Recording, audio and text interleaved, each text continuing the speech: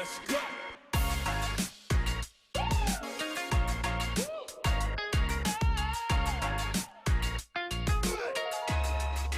We are going to move straight on to our next discussion, which is about artificial intelligence, fact versus fiction. This is a discussion to cut through the hype on what AI is and what it is not, and how it is being applied in AEC and CRE today, and what the future holds. Our moderator is the CTO of Shadow Ventures, where he works with Shadow's portfolio of startups on technology challenges they face as they scale. A software engineer by background, he brings a wide variety of experience in AEC, so please welcome our moderator, Matt Ohlman, and our fabulous group of panelists.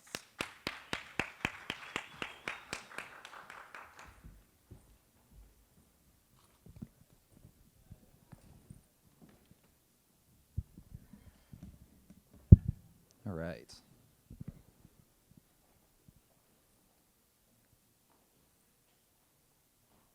All right. Thanks everybody for being here. Super excited to talk about AI, which I think is a quite misunderstood topic in a lot of ways, especially in the startup community. So I want to start out just by asking our great panelists here to just introduce themselves, and I'd like to have them also give a kind of overview of what their company specifically is doing, in AI today. So let's start there. My name is Latko Bogevsky. I'm the CEO of BetterBot.ai. We are an AI company specializing in with conversational leasing technology.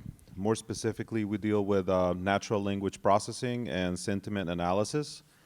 And we build bots that help companies handle mundane transactions that are very repetitive and not very well suited for humans.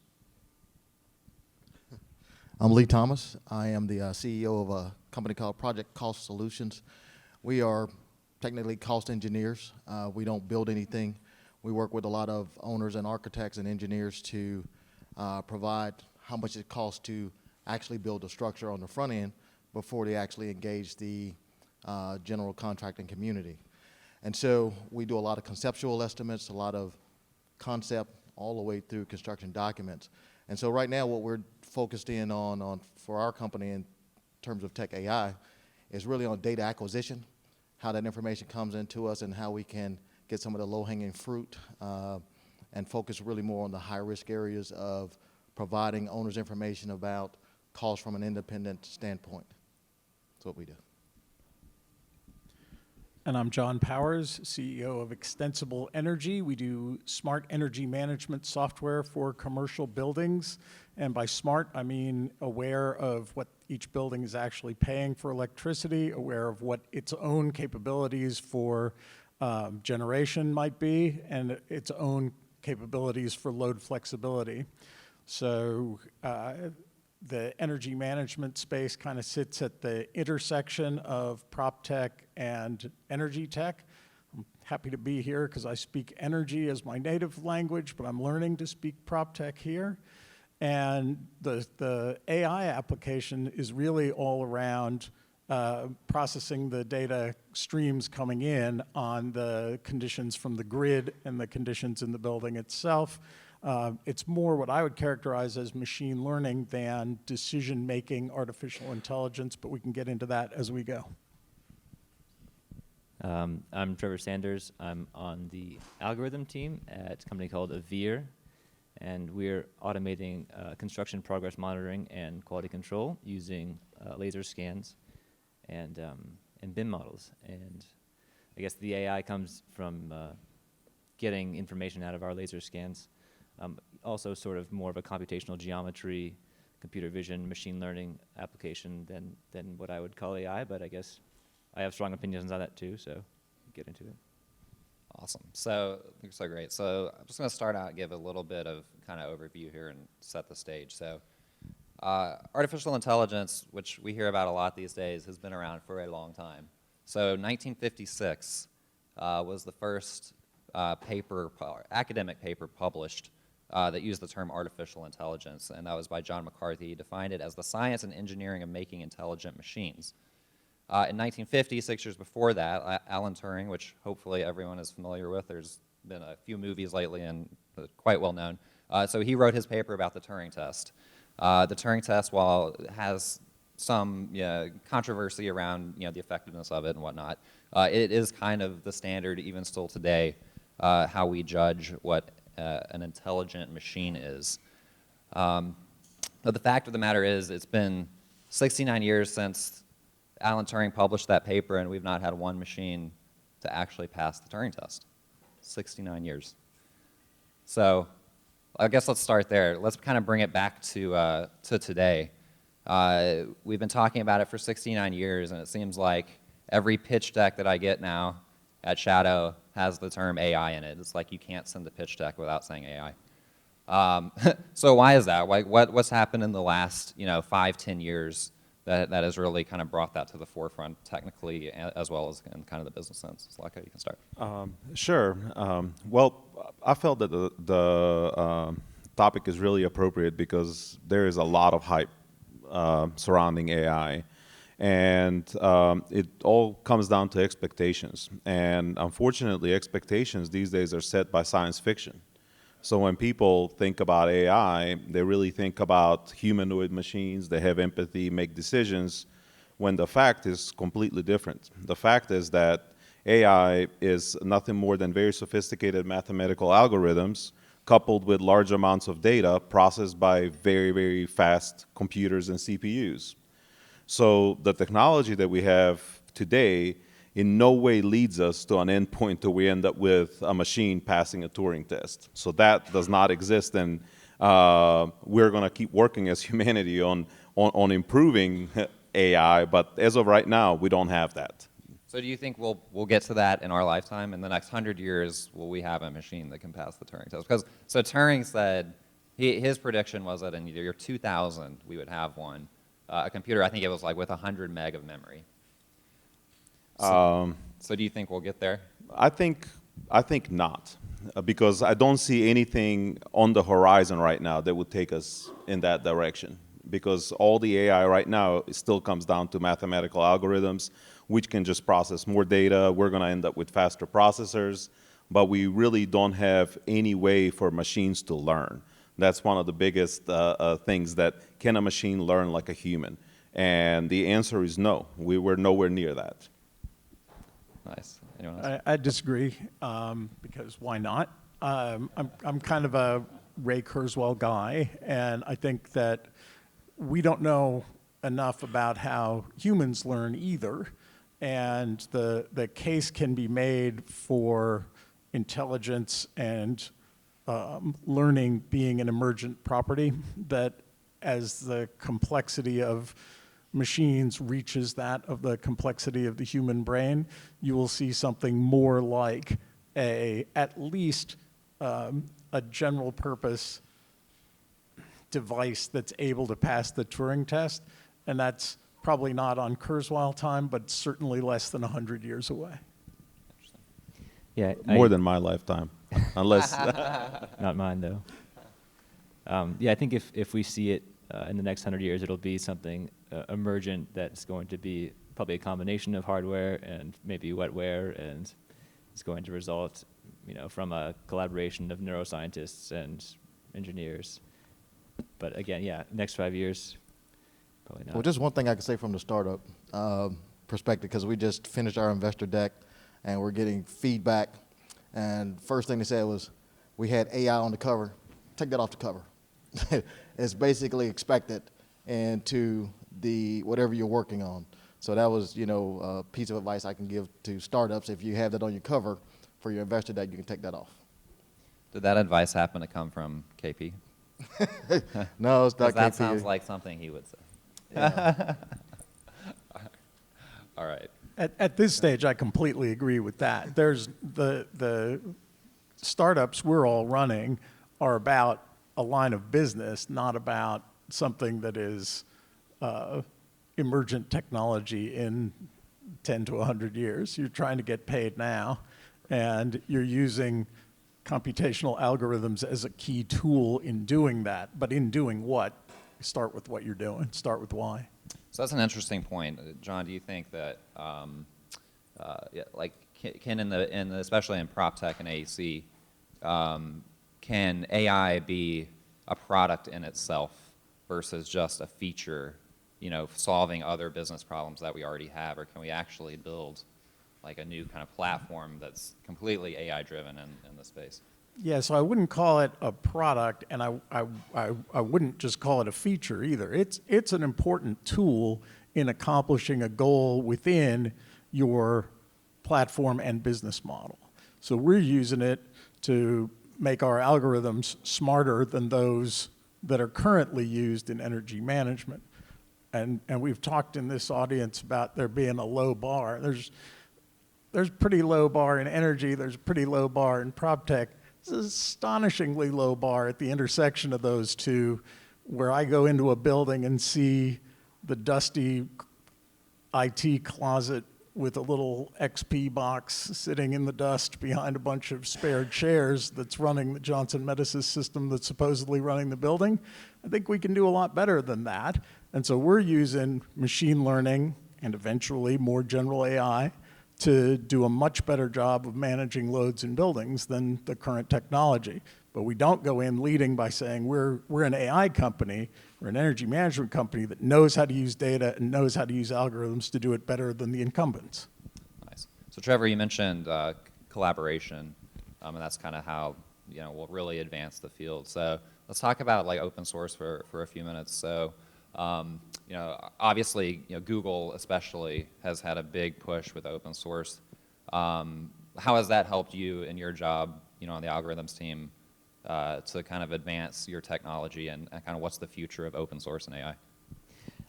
For us, it's been hugely helpful with prototyping things very quickly, and that I think is sort of the point, to launch a lot of startups really quickly and sort of see, where the imagination of the engineers can take us, rather than focusing on building, writing a lot of boilerplate code and trying to get off the ground that way.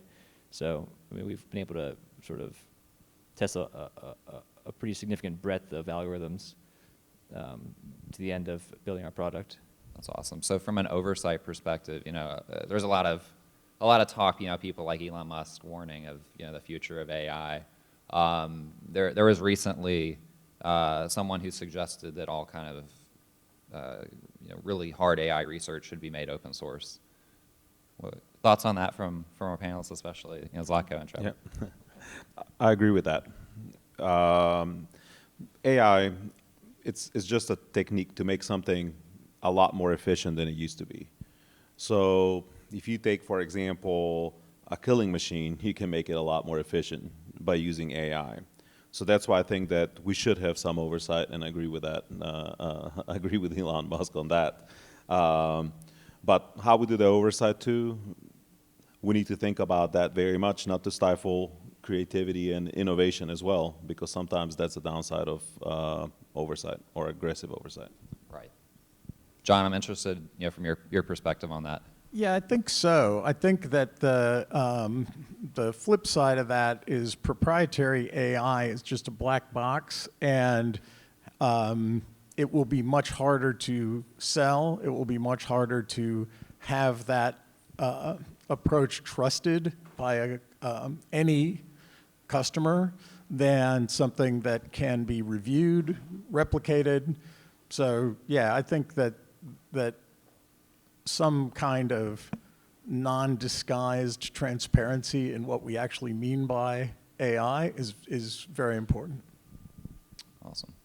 So other than the obvious Terminator situation, which I think we've all kind of decided that's not going to happen anytime soon, what's the other negative? What other negatives are there in AI?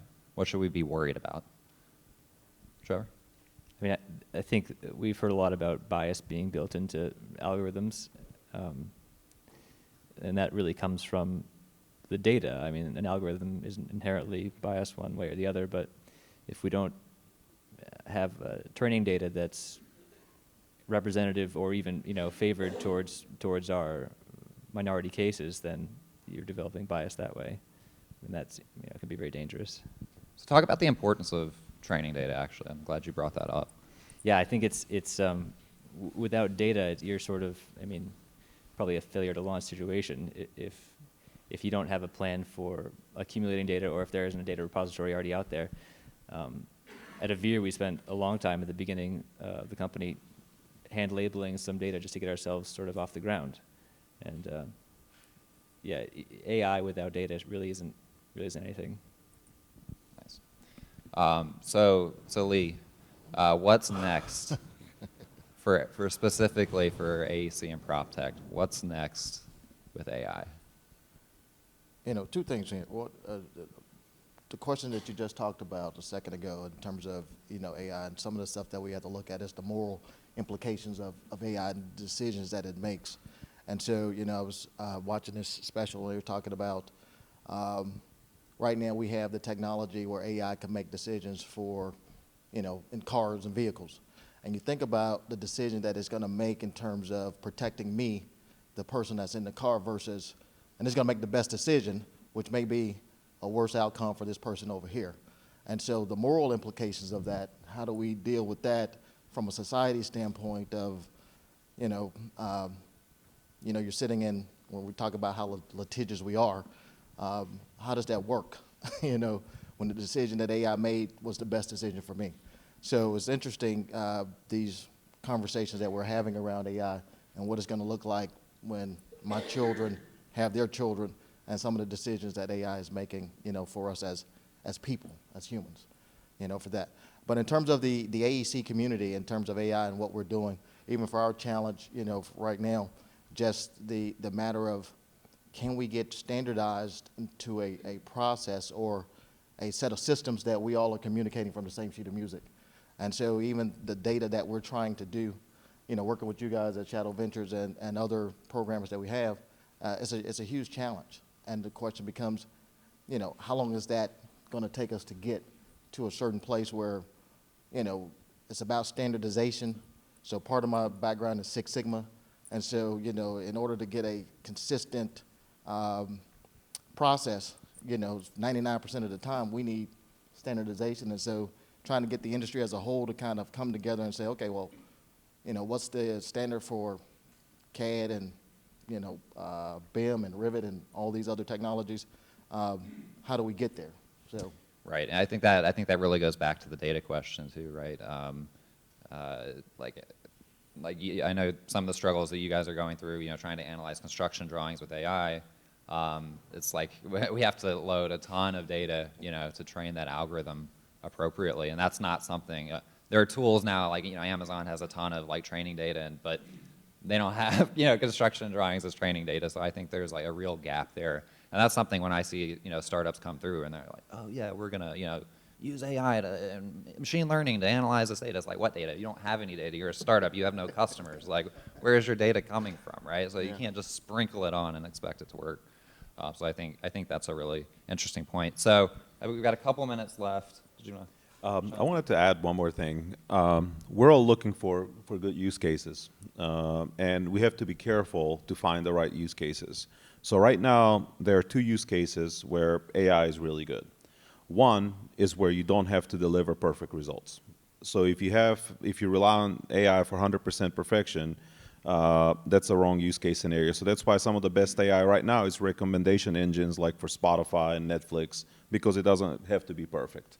The second thing is find scenarios where the rules are fixed. So for example, why AlphaGo is good, because the Go board is fixed and the rules on how you play Go are always fixed. So look for scenarios that are either fixed or you're not looking for 100% perfection. That's awesome. And I think that's a good lead-in to, I want to get your take on advice. So if you're in the audience and you're thinking you have a startup and you want to add AI into your product, or you want to make an AI startup from scratch, or you're a corporation and you're looking to innovate and want to add some AI aspects, you guys have been through it. What's the one thing you would give as a takeaway as advice to those people? I guess for me, it's sort of the machine learning 101 advice, which is to not marry yourself to a particular algorithm right off the bat. Not say I'm going to solve this problem with a neural network, because I love neural networks, but to encourage your engineering team to time box, spend a little bit of time tempting a lot of different solutions to a problem, and then seeing what works the best. Agree completely with that, and I would add, make sure you do have the good source of data that you're going to need to train it lined up when you get started. We're super lucky to have minute-by-minute usage data and temperature data and grid condition data from the buildings we're working in. That's a very rich source that I'm super excited about and can make a real difference in terms of sustainability in buildings. So try to match what your vision and purpose is with both the algorithm and the available data. Yeah, I would say just have realistic expectations of what you're trying to do, because even for us to start with KP and those guys and just having the discussion, reality comes in very quickly about what you can do and what you can't do, and the amount of data that you're going to need to actually run some experiments to be able to get the right algorithm for what you're trying to build. So just have some realistic expectations of how long it's going to take to get there. I agree with all of you guys, essentially everything you're saying. And look for problems. You don't have to solve 100% of a problem with AI. It's worth it to solve 90% of a problem, 80% of a problem. Look for low-hanging fruit. That's okay. There's plenty of it out there. So, and good luck. Play with it. Have fun. Awesome. Well, we've got a couple minutes left. Any questions from the audience? Yeah, go ahead. Yeah, so this is for BetterBot. You mentioned that you were working with NLP engines to do sentiment analysis. I'm just curious if you could comment on how effective that's been. It has not been very effective. We've actually reduced the usage of NLP, but we found that in certain scenarios it is effective. But in certain scenarios, human-designed social engineering approach was actually a lot more effective. So we've actually stepped back, and the more time we spent, the more we learned about the complexities of this approach. But it definitely solves a huge problem. The product overall has been successful, even though we've had to scale back some of the NLP usage. Great question, by the way. Anything else? Yeah. Curious, I touched a little bit on some of the use cases, but curious some of the other use cases in project cost solutions or extensible energy that you guys are using. Yeah, we're not doing the project costing. We're doing the energy optimization in the operation of buildings, and the use cases around. So this is one of those cases where AI is replacing a job that isn't being done. The facility manager has this list of 100 things he's supposed to do, and deal with energy issues is down around 80. And once he's done calling the guy to fix the elevator and shoveling the snow off the porch and maybe unclogging the toilets, he's done with his day. So the ability to have a cloud-based algorithm watching every zone in the building, watching the whole building meter, watching the output of the solar if there's solar on the building, and optimizing how the building performs minute by minute over the course of the day is something that's just not there. There's no humans doing that. That dusty box in the basement isn't doing that. So that's our use case, and that's what we're laser focused on. Yeah, for me it's a little bit different. My challenge was when you're talking about putting together a cost estimate for a client, let's say Atlanta Airport is one of our customers, and you have these guys that have 30, 40 years experience in doing this, and we have an aging workforce. The question becomes, how do I capture that knowledge in some kind of way that makes it a lot easier, because I'm never going to get the new engineers fast enough trained to know what these guys know for the last 30, 40 years. And so that's what we started at, to really try to build a solution that says, hey, how can we use machine learning or AI to capture, first to acquire the data, get it in, and how can we get the low-hanging fruit to kind of give us a starting point for the new guys, so that the older guys could then train on what are really the high-risk areas for a cost estimate, that basically you are dealing with a concept about how to put a hotel on top of an existing airport. And then run a train tunnel through it at the same time. And it's a $1 billion project. So how do you take that 30, 40-year knowledge and capture it? And so that's what we're jumping in at, trying to solve that. Anything else? All right, so we're at time. It's hard to shove a century of AI research and knowledge into a 30-minute talk, and there's obviously a lot of different facets of it. But thank you all for your time. Thanks to the panelists for a great conversation.